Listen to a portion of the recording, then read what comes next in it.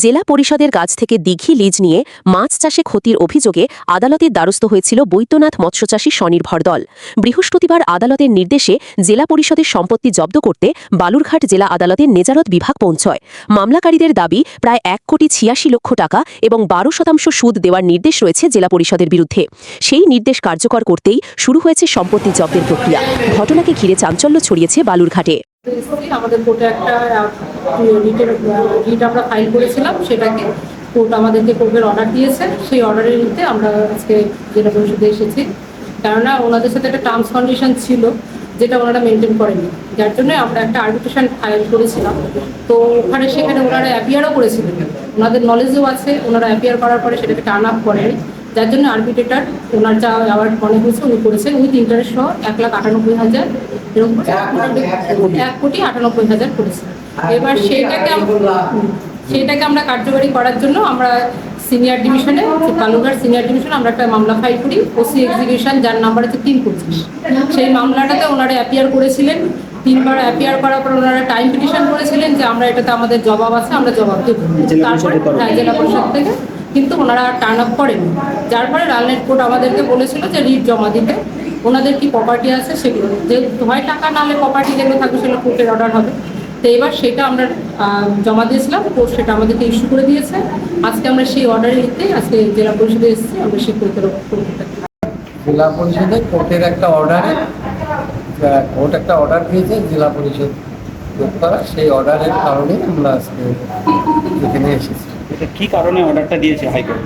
সেটা হচ্ছে আমরা 22 সালে আমরা জেলা পরিষদের কাছ থেকে আমরা গঙ্গারামপুর ব্লকের যে কালদিঘি, সেই কালদিঘিটা লিজ নেই আমাদের দলের পক্ষ থেকে। দলের নাম বৈদ্যনাথ মৎস্যচাষী স্বনির্ভর দল নিয়ে আমরা চাষ করতে শুরু করি।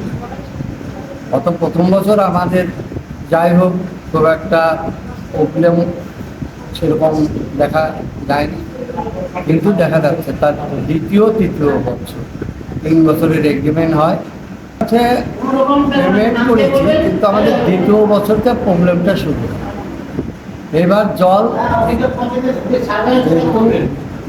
বৃষ্টি আমাদের জেলায় কম হওয়ার দিকে জলের পরিমাণ খুবই কম থাকে।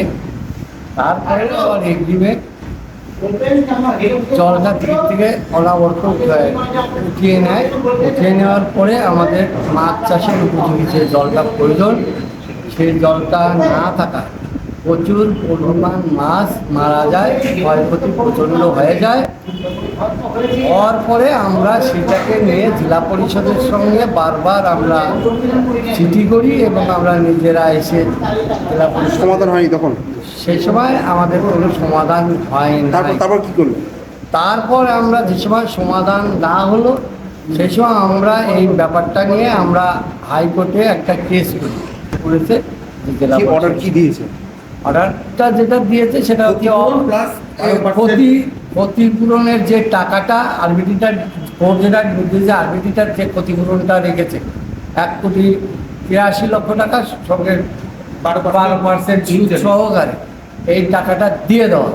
আর যদি সে টাকা দেওয়া না হয় তাহলে কোর্টের যা অফিসের যা যাবতীয় আসবাবপত্র থেকে শুরু করে সব করার